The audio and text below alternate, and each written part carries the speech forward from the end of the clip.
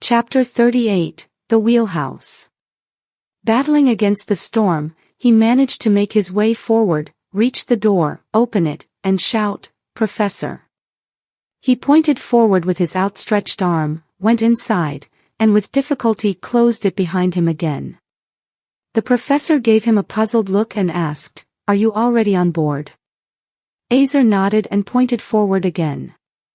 The professor inquired, "Where's the motorcycle?" Before Azer could answer, he turned his gaze to the motorcycle through the rear window and pushed the accelerator handle forward. The boat moved off and strained forward. Azer sat on a wooden trunk that looked like a coffin and served as a bench. Meanwhile, the professor stood by the wheel, guiding the boat forward like an experienced captain. Amid the fierce storm, Frida bravely pushed ahead. Whenever the boat rode a high wave, the motorcycle surged forward on the deck and collided with the cabin. It sounded like a bull in a Spanish bullfight, trying to break free.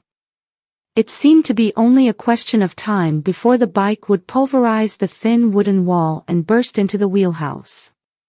Suddenly, a bolt of lightning cut across the cloudy sky, followed by a terrifying thunderclap.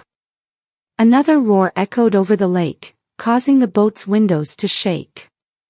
Azer turned and glanced through a small window at Alfred's cabin, which was engulfed in flames. It was clear that the sniper had set the cabin on fire to erase the evidence of the murder. The professor looked back, saw the flames, and commented, "You were right." The cabin was hit by lightning and made the gas tank explode. At that moment, the professor noticed Azer's pale face and his clenched fingers. He advised, "You need to put on something warm. Otherwise, you'll catch a cold." Observing the motorcycle through the window, the professor asked, "Wasn't there a plastic bag under the sidecar seat?" Azer replied, "I'm not sure. I didn't check." The professor recalled, "I believe there was. Check it out. There are usually some dry clothes in a bag." Azer grabbed the handle and, battling against the storm, managed to open the door and quickly shut it behind him. He returned shortly, clutching a plastic bag under his arm. Despite his freezing fingers, he managed to untie the knot and open the bag. The pants and shoes were a bit large for him, but at least they were dry. Putting on the jacket, a military jacket dash, he jokingly asked, "Is this your combat uniform?" The professor replied, "No, it's not."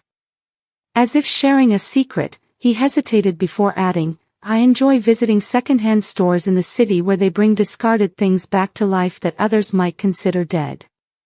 I usually buy some used clothes and put them in plastic bags. At night, I ride around the city on my Euro motorcycle and give the clothes to homeless people who might need them." Azer smiled and remarked, "That's a kind act to do." The professor responded, "I can't take credit for the idea. One of my patients with a serious illness used to do this. Before he passed away, he worried whether someone would continue his good deed."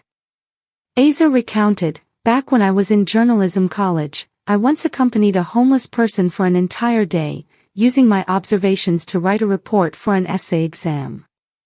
During this experience, the homeless individual pointed out that while many people donate various clothing items and shoes to them, socks are often overlooked despite being one of their most essential needs."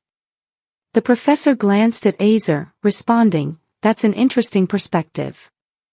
I'll have to remember that for future reference."